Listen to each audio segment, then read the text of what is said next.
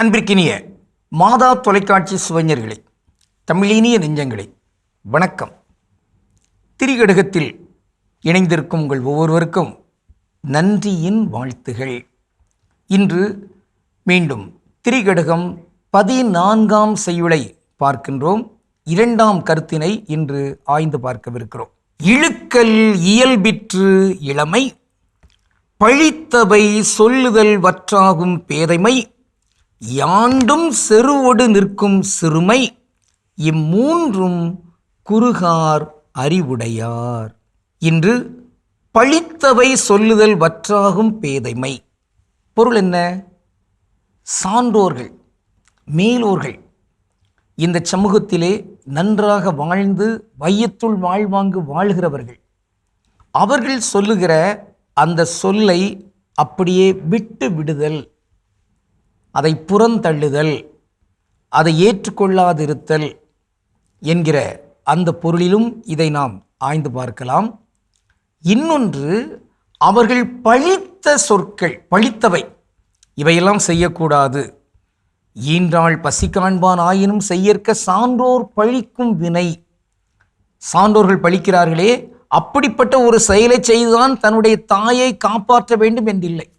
பசியாக இருக்கிற தாய்க்கு உணவு கொடுப்பது கூட சான்றோர் பழிக்கிற வழிமுறையினால் செய்துவிடக்கூடாது. அதற்கு அவங்க பசியாகவே இருக்கலாம் என்கிற வகையில் இங்கு சான்றோர்கள் சிந்திக்கிறார்களே, அந்த மாதிரியான அந்த சான்றோர் தன்மை உரைகளை, கருத்துக்களை அப்படியே செவி கொடாமை, கேளாமை, அதற்கு முதன்மை இடம் கொடுக்காமை, அதை புறந்தள்ளுகின்ற தன்மை, அதை உள்ளத்தில் ஏற்றுக்கொள்ளா ஒரு நிலை என்று நாம் பார்க்கிறோம். ஆக இவை ஒரு பெரிய அறியாமை. அதான் அறியாமை தொடர்பாக வள்ளுவர் ஒரு விளக்கத்தை கொடுப்பார். பேதைமை என்பதொன்றுண்டு யாதெனின் ஏதம் கொண்டு ஊதியம் போக விடல். பொருள் என்ன?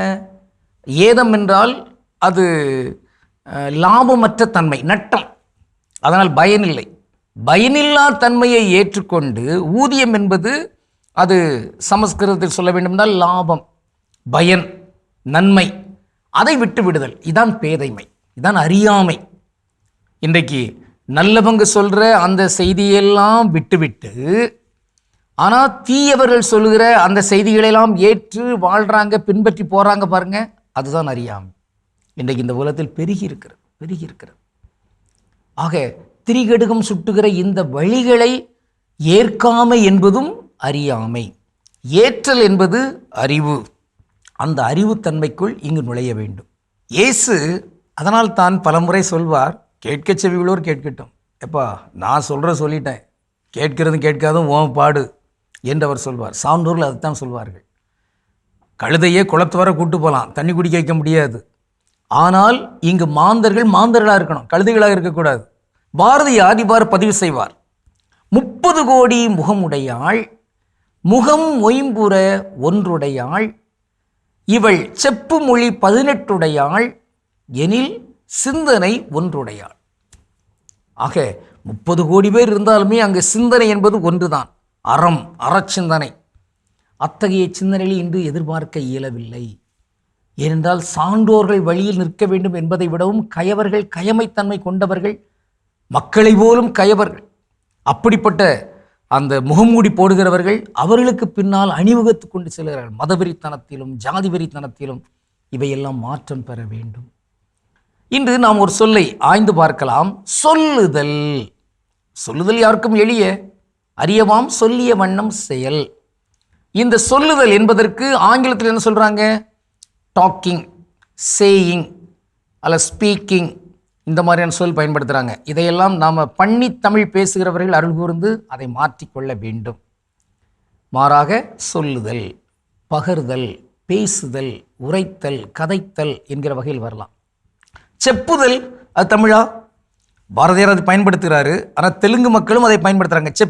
செப்பண்டி அப்படின்னா என்ன, சொல்லுங்க என்பதான ஒரு பொருளாக அது இருக்கிறது. ஆனால் செப்பு என்பது நல்ல ஒரு தமிழாகவும் அங்கு இருக்கிறது. போலோ அப்படின்னா அது இந்தியில் சொல்லு அப்படிங்கிற மாதிரி வரும். இங்கே சொல், அதை சொல்க என்றும் சொல்லலாம். கேள்விகள் கேட்கின்ற போது சொல்க என்று சொன்னால் மதிப்போடு சொல்வது போன்று இருக்கும். அது என்ன சொல் அப்படி சொல்ல வேண்டாம், அது என்ன சொல்லுக. அப்போது மற்றவங்களெல்லாம் பார்த்து நம்ம பேசும்போது சொல்லு என்று சொல்லாமல் சொல்லுங்க என்று சொல்லலாம். இப்படிப்பட்ட அந்த மதிப்புத்தன்மையில் நம்முடைய சொல் அது தமிழ் தன்மையை அப்படியே மேன்மையுறச் செய்வதற்கு உதவ வேண்டும். அருமை. எனவே இந்த வகையில் இன்று நாம் அறியாமையில் இங்கு வீழ்ந்துவிடக்கூடாது. சான்றோர்கள் சொல்கிற அந்த செய்திகளை பழித்து விடக்கூடாது, மறந்து விடக்கூடாது. இதில் உயிர்த்து எழ வேண்டும். நாம் அதை நினைவில் கொள்ள வேண்டும். கடவுளுக்கு திருவிழமானால் மீண்டும் நாளை திரிகடுகத்தில் இணைந்து மகிழ்வோம். நன்றி, வணக்கம்.